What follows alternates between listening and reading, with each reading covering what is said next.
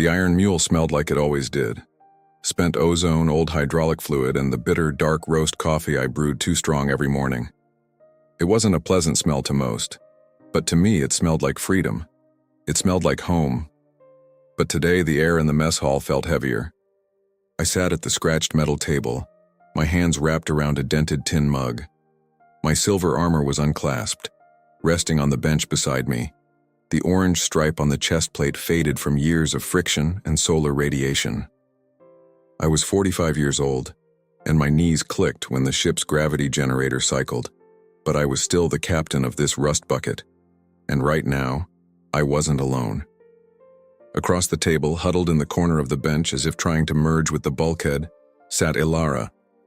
She was blue-skinned, a pale, almost translucent shade like old ice. Her long ears tapered to sharp points, twitching at every creak the ship made. She wore an oversized gray mechanic's shirt I had given her because the rags she came aboard with were barely holding together. I had pulled her out of a scrap station in the Vorak sector 3 days ago. The dealer had been shouting that she was defective merchandise, useless, and a waste of credits. I didn't say a word to him.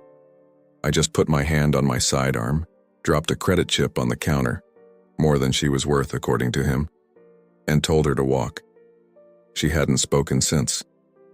Not a word. "Drink," I said, sliding a second mug toward her. It wasn't coffee, it was a nutrient tea, sweet and hot. Elara flinched. Her large, dark eyes widened, expecting a blow. When she realized I wasn't moving, she slowly reached out with trembling fingers. Her hands were scarred. Rough work, hard labor. Those weren't the hands of a princess. They were the hands of someone who had been used until they broke. "Thank you," she whispered. Her voice was raspy, like dry leaves. "It's just tea," I grunted, taking a sip of my coffee. "Don't thank me for basic survival." I watched her over the rim of my mug. In my line of work, you see a lot of broken things. Busted hyperdrives, cracked hulls, fractured support beams. You learn pretty quickly that you can't fix everything with a wrench and a curse word. Some things take time. And some things never get fixed. They just learn to function with the cracks. Men like us, we know about carrying cracks. We don't talk about them, but we carry them. "The refresher is open if you want to wash up," I said, keeping my voice low and steady. "No one is going to disturb you. There's a lock on the door. It works." She looked at me, confusion clouding her face. "A lock?" "Privacy," I said. "It's a rule on this ship. A man or woman needs their own space." She stared into her tea. "Why? Why what? Why did you buy me?" She didn't look up. "The master, the dealer, he told you. I cannot haul heavy crates. My lungs are weak from the mines. I cannot dance. I'm not pretty enough for the pleasure houses. I am useless." The word hung in the air, heavier than the gravity plating. Useless. I set my mug down. The sound echoed in the small room. "Look at me, Elara." She hesitated, then raised her chin. Her eyes were swimming with tears she was fighting to hold back. "I didn't buy you," I said, my voice hard but calm. "I paid a ransom. There's a difference. You aren't cargo. You're a passenger until we get to a neutral station. Then you're free." "Free?" She let out a short, bitter sound that wasn't quite a laugh. "To do what, starve? I have no skills, Ronin. I have no clan. I am defective." She stood up suddenly, her agitation getting the better of her fear. She began to pace the small galley, her hands wringing together. "I tried to fix the water recycler in the holding pen," she rambled, the words spilling out fast now. "I tried to be useful. I thought if I fixed it, they would feed me, but I shorted the circuit, I broke it, I break everything." She reached for her mug, her hand shaking so badly that she knocked it over. The hot tea splashed across the metal table and dripped onto the floor. Elara froze. The color drained from her blue face. She dropped to her knees instantly, scrambling to wipe up the spill with the hem of my oversized shirt. I am sorry," she cried out, her voice pitching up in panic. "I will clean it. Please do not strike me. I am useless. I am so useless." She was terrifyingly efficient at cowering. It made my blood boil, not at her, but at every hand that had struck her before mine. I stood up. My chair scraped loudly against the floor. Elara flinched, curling into a ball on the wet floor, waiting for the kick. I walked over to the fabricator, grabbed a heavy cloth and knelt down beside her. "Stop," I said. She froze, squeezed her eyes shut. I didn't touch her. I just started wiping up the tea. Slow, deliberate circles. "It's just a spill, Elara," I said. "The deck plating is military-grade titanium alloy. I think it can handle a little tea." She opened one eye, looking at me. She saw a 45-year-old man with a scar running down his cheek, wearing half a suit of combat armor, wiping the floor with a rag. You are cleaning it?" "I spilled coffee on the navigation console last week," I lied. I hadn't, but she didn't need to know that. "Fried a sub-processor. Cost me 500 credits to fix. This is cheap compared to that." I tossed the rag into the recycler bin and offered her a hand. She stared at it for a long moment before placing her cold, slender hand in mine. I pulled her up. She was light, too light. "You aren't useless," I told her, looking her dead in the eye. "You're just in the wrong place and you're scared. Fear makes us clumsy. It happens to the best of us." "Not to you," she whispered. "You are Ronin. You are iron." I almost laughed. If she only knew how many nights I woke up reaching for a rifle that wasn't there, sweating from dreams of battles I couldn't win. "I'm just a man with a ship," I said. "Now sit. I'll make more tea." Before she could argue, a low rumble vibrated through the soles of my boots. It wasn't the comforting hum of the engine. It was a stutter, a cough. Then, the red emergency lights flared, bathing the galley in a bloody crimson glow. Warning: hyperdrive instability detected. Magnetic seal failing in Sector 4. The computerized voice was calm, but the message was anything but. Sector 4 was the engineering bay. "Damn it," I hissed, grabbing my helmet from the bench. The coupling must have shaken loose again. Elara looked around, eyes wide with terror. "What is happening?" "Old ship, bad maintenance," I grunted, clasping my chest plate. "Stay here. Strap into the mess bench, the gravity might fluctuate." I can help?" she asked, her voice small. "No," I said, too sharply. "Stay put. You'll get hurt." I turned and ran for the corridor, the heavy magnetic boots of my suit clanking against the deck. The ship lurched violently to the port side, throwing me against the wall. Sparks showered down from a blown conduit overhead. The Iron Mule was a sturdy beast, but she was old. The magnetic seals on the hyperdrive were temperamental. If they blew while we were in the subspace tunnel, we wouldn't just crash, we'd be scattered across 3 different dimensions as subatomic particles. I scrambled down the ladder to engineering. Smoke was already filling the air, acrid, burning rubber and ozone. I reached the main console. It was screaming warnings. The manual override lever for the magnetic seal was jammed. Of course it was. "Come on, you stubborn mule," I roared, grabbing the lever with both hands and pulling. It didn't budge. The hydraulic pressure line had ruptured. I needed to manually reroute the pressure from the auxiliary system, but the valve for that was on the other side of the room, and I couldn't be in 2 places at once. If I let go of the console, the seal would collapse completely in 10 seconds. I was trapped. "Computer, reroute auxiliary pressure." Unable to comply.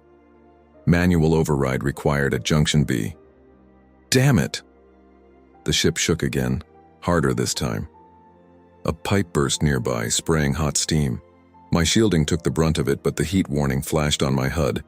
I was strong, but I wasn't a machine. I could hold the lever or I could turn the valve. I couldn't do both. And I was alone. Or so I thought. A shadow fell over the console. I looked up, sweat stinging my eyes. Elara was standing there. She was coughing in the smoke, her oversized shirt flapping in the venting air currents. She looked like a ghost in the red light. "Get out of here!" I shouted over the roar of the engine. "It's gonna blow!" "You need the valve turned," she yelled back. Her voice wasn't raspy anymore. It was shrill with fear, but it was loud. "It's too heavy. Go!" She didn't listen. She ran past me, ducking under a spray of sparks. She reached Junction B, a massive iron wheel that controlled the hydraulic pressure. It was designed for a Terran Marine's grip, not the slender hands of a malnourished cast-off. "Elara, don't!" She grabbed the wheel. She gritted her teeth, her elf-like ears pinning back against her head. She pulled. Nothing happened. "I told you," I groaned, fighting the lever in my own hands. My muscles were screaming. "Get back to safety." "No," she screamed. "I am not useless." She jammed her foot against the bulkhead for leverage. She wrapped her arms through the spokes of the wheel. She wasn't using just her strength. She was using her body weight, her desperation, her anger at every person who had ever told her she was nothing. "Turn," she shrieked. With a screech of protesting metal, the wheel moved, just an inch, then another. The pressure gauge on my console flickered. "Keep going," I shouted, surprised. "Give me 20% more." She cried out, a sound of pure exertion. She spun the wheel. Pressure stabilized, magnetic seal re-engaging. The red lights stopped flashing and settled into a steady amber warning. The violent shaking smoothed out into a manageable vibration. I let go of the lever, gasping for air. I slumped against the console, my heart hammering against my ribs. I looked over at Junction B. Elara was slumped on the floor, breathing hard. Her hands were raw. There was a smear of grease on her cheek. I walked over to her slowly. The adrenaline was fading, replaced by that cold clarity that comes after a near miss. She looked up at me, terror returning to her eyes. She pulled her knees to her chest. I touched the ship. You said not to touch us. I disobeyed. She expected me to be angry. She expected the back of my hand because she had disobeyed a direct order. That's what she had been taught survival looked like. I stood over her, my shadow falling across her small frame. I reached down. She flinched. But I didn't strike. I grabbed her hand, the one that had just turned a rusty iron valve that weighed more than she did, and I pulled her to her feet. I looked at her palms. They were red and blistered. "You disobeyed an order," I said, my voice low and gravelly. She trembled. "Yes, I am sorry, I am."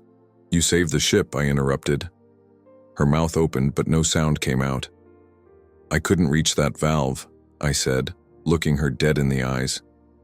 "If you hadn't disobeyed me, we'd be dust right now." I let go of her hand and placed my own heavy, gauntleted hand on her shoulder. "You have good instincts, kid. But instincts are dangerous if you don't know what you're doing." I can learn," she whispered. "Yeah," I grunted. "You will. Because I'm not hauling a passenger anymore." I turned and headed back toward the ladder. "Come on," I said over my shoulder. "If you're going to work on my ship, you need proper boots. Those rags you're wearing are a safety hazard." She stood there for a moment, stunned. Then, I heard the light patter of her bare feet following me. We went back up to the mess hall. The spilled tea was still damp on the floor, a reminder of the useless girl who had been there 10 minutes ago. She wasn't that girl anymore, not entirely. But the universe has a funny way of testing you just when you think you've passed the exam. As soon as we stepped onto the bridge, the comm system crackled to life. It wasn't a distress beacon. It was a hail. "Unknown vessel. This is the Ravager cruiser Bloodstar. You are harboring stolen property. Power down your engines and prepare to be boarded, or we will turn you into scrap." I looked at the view screen. A ship, 3 times the size of the Iron Mule, bristling with jagged cannons, had just dropped out of stealth directly in our path. Elara gasped behind me. That is him. The master. He sold me, but he changed his mind." I looked at her. She was shaking again, but this time her hands were clenched into fists. "He wants his property back," she whispered. I walked over to the pilot's chair and sat down. I flipped the safety covers off the weapon systems. "Well," I said, checking the charge on the forward railguns. "That's unfortunate for him." I swiveled the chair around to face her. "Elara, can you read a sensor grid?" I watched the navigators in the mines," she stammered. "A little." "Good." I pointed to the co-pilot's seat. It was too big for her, just like the shirt. "Sit down." "Me? But I am." If you say useless one more time, I'm going to charge you for the air you're breathing, I growled. Sit down, strap in, and keep your eyes on the radar. If anything moves out there, you tell me. She looked at the chair, then she looked at the terrifying ship on the screen. Then she looked at me. She took a deep breath, stepped forward, and sat in the co-pilot's seat. Her hands hovered over the controls, trembling, but ready. Contact coming in fast, I muttered. Shields up. I keyed the comms. This is Captain Ronin of the Iron Mule, I broadcasted, my voice flat and cold. I don't have any stolen property on board, just my co-pilot and a whole lot of bad attitude. I suggest you turn around while you still have a working engine. The response was a warning shot that rocked the ship. Hold on, I shouted. Elara didn't scream this time. She grabbed the console. Captain, she yelled, pointing at a blip on her screen. Energy spike, Sector 9. They are launching fighters. She was right. Copy that, I grinned. It wasn't a nice grin. Let's teach them why you don't mess with an old warhorse. I slammed the throttle forward. The Iron Mule groaned, her sublight engines roaring like a waking dragon. We didn't run away. We didn't turn. We flew straight at them. Ronin, Elara gasped. Collision alert. You are going to hit them. Chicken, I muttered. They'll move. And they did. The swarm scattered. They expected prey, not a battering ram. Turrets are offline, I barked. I need you to divert power from the cargo hold to the forward batteries. Can you do that? Elara stared at the swirling lights on her console. It was a chaotic mess of data. I do not know which. Look for the yellow bars, I commanded, banking the ship hard to the left to dodge a plasma bolt. Slide them to the red zone. Do it now or we're cooked. Her hands hovered, shaking. If I do it wrong, the life support will fail. If you don't do it, we're dead anyway. She squeezed her eyes shut for a second, then her fingers flew across the screen. She didn't just slide the bars, she punched in a sequence. The lights in the bridge dimmed. The hum of the air recyclers died. But the weapons panel lit up like a Christmas tree. Power transfer complete, she shrieked. I turned off the gravity in the cargo bay to save energy. I blinked. That was actually brilliant. Good girl, I grunted. Hang on. I locked onto the lead fighter. My thumbs danced over the firing studs. Thump, thump, thump. The railgun spat distinct heavy rounds. Kinetic impactors.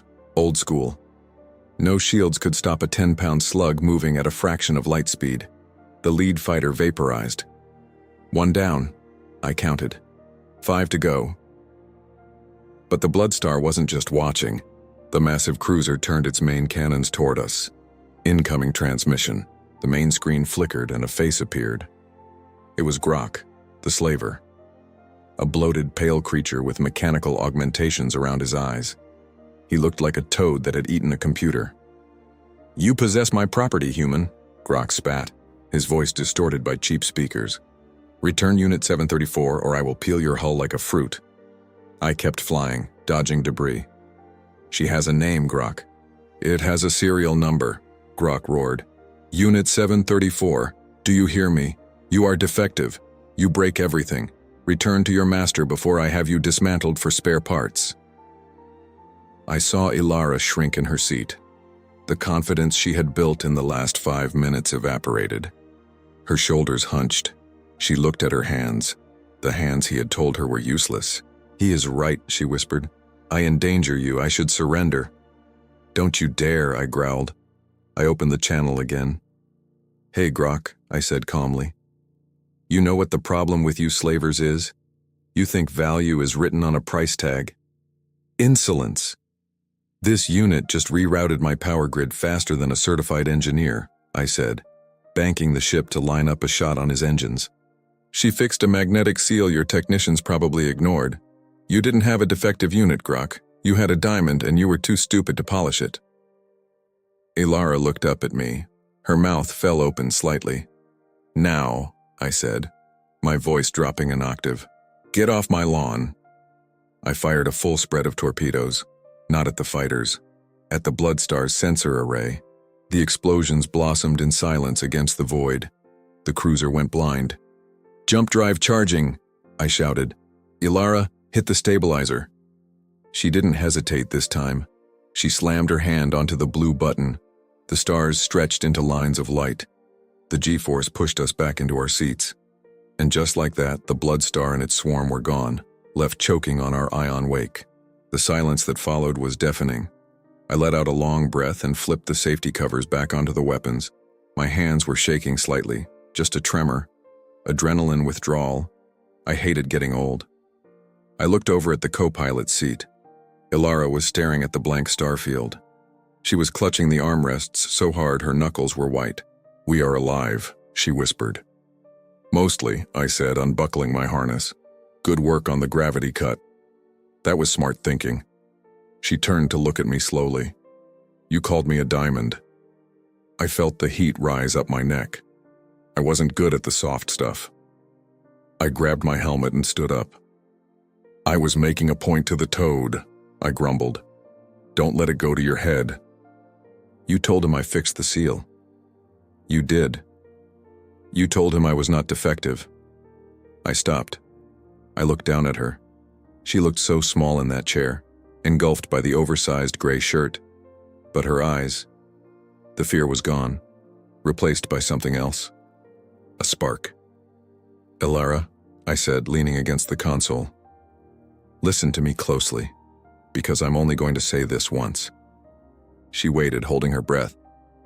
"In this galaxy, people will try to tell you what you are. They'll slap a label on you: slave, broken, useless, old, obsolete. They do that because it makes them feel powerful. It makes them feel like they own you." I tapped the orange stripe on my chest armor. "I was a sergeant for 20 years. When I retired, they told me I was spent. Too old for the new wars. Too slow for the new ships. They told me to go sit on a porch and rust." Elara's eyes widened. "You?" "Me?" I nodded. "But here's the secret, kid. The only person who gets to decide if you're useless is you. If you believe them, you break. If you don't, well, you end up flying a rust bucket through an asteroid field and making slavers look like idiots." I reached into a compartment under the main console. I pulled out a small, battered metal box. Inside was a headset. It was old, scratched, and the foam earpad was peeling, but it worked. I tossed it to her. She caught it clumsily. "What is this?" "Comms headset," I said. "For the co-pilot." She stared at the object in her hands like it was made of gold. "But we are going to a neutral station. You said I am free to go." "You are," I said, walking toward the mess hall door. "When we land, you can walk off that ramp and never look back. Find a nice planet, grow flowers, whatever you want." I paused in the doorway. "But if you want to stay, the Iron Mule needs a mechanic. The pay is terrible, the captain is grumpy, and the coffee is strong enough to strip paint." I didn't turn around to see her reaction. I just walked down the corridor toward the galley. I needed that coffee. I heard the soft patter of bare feet behind me again. "I like strong coffee," a small voice said. I smiled. "Just a little." "Good," I said, "because you're making the next pot." We sat in the mess hall again. The smell of ozone was still there, but the fear was gone. Elara held her mug with both hands, not shaking anymore. She wasn't hiding in the corner. She was sitting right across from me. She wasn't a princess. She wasn't a warrior queen.